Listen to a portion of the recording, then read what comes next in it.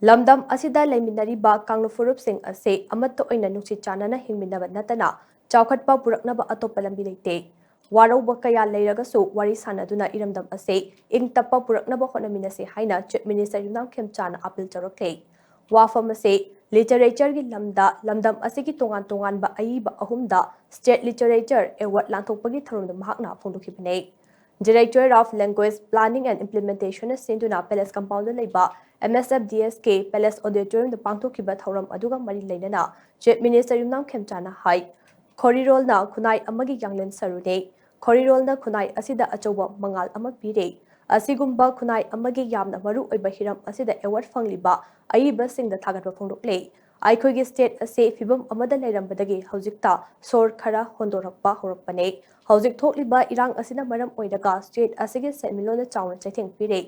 Ban blockade Jathaba Asina Nomagi Chara Taliba Singda Ajoba Chating Amapiba Natana Lamdam Asigi Semilonda Ajoba Safu Amasupire Yaning Daba Lairaba So Faminaduna Wari Sanaduna Wakal Taminana Bohona Minase Tangdu Laitaba Laitana Lamdam Asita Chakot Purapangam Loy Maram Aduna Warau Naba Kaya Lairaba So Wari Sanaduna Iramtam Ase Ing Tapa Purakna Bapuna Magna Hona Minase Haina Mana Maka Take Sounding Edna I Samaj Kai to Taba Tawi the Taba in a sequel on Sabalo build up again.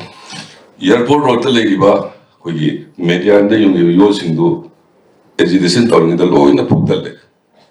Makak Makaka Gule Nori Marus Harganda, Police Mukapsali. The police in the Supala, Miss Howard, dear Gascape, Aso upon the Undam Nange. And Punamak Somin Agadova, the Samasigi, Media and the Univa beautification Yotu. We Pajanamani Amadi protection, Adu to the Uraga, Karibu Kanarino, Adrena, Aloy Boy Natam Janingisi, we Santi, Hanjalan Banatana, Stacy Sapper Payaroi, at the Toan Bakang Kuntraga Marina, Kundaminaba Lamina, I call it Masen Nungshi Channana, Hingminaba Natana, Sapper Payar without dinner. We were on the Vakia Legasu, Wari Saraga, Manipuri, Ing Tapa Manipuram Purpada, Mayam Punamana, Mateng Pangbu. Thauram Aduda Chief Minister Yunam Chana Manipuri State Lifetime Achievement Award in Literature Isingani Kunmarigi Mana Lamdam Asigi Saknairaba Aiba Mayamna IS Kangjam Hairaga Kangnaba Kangjam Ibohol the Lantoktuna Ikai Kunu K Manipuri State Award for Literature 2024 Gib Manana Thamamba Ihing Haina Mingthonba Siding Lidik Asida Saknairabi Aibe Arambam Memchobita Lantoke Loinana Manipuri State Young Writers Award for Literature 2024 Gib Manana Koyum Nongdam Kau Haina Mingthonba Lidik Asigi Aiba Akoi Jam Jitenda Lantoke Manipuri State Lifetime Achievement Award Aduda Sol Ama Citation Ama Amade Sel Oina Lupa Lak Mari Yaure Manipuri State Award for Literature Dana Sol Ama Citation Ama Amade Sel Oina Lupa Lak Ahum Yaure Aduga Manipuri State Young Writers K Award Dana Sol Ama Citation Ama Amade Sel Oina Lupa Lak Ama Yaure Ngasigi Thauram Aduda Chief Minister Yunam Chan Amade Art and Culture Minister Khuraijam Lokena Mathangchina Chief Guest Amasung President Oina Saruya K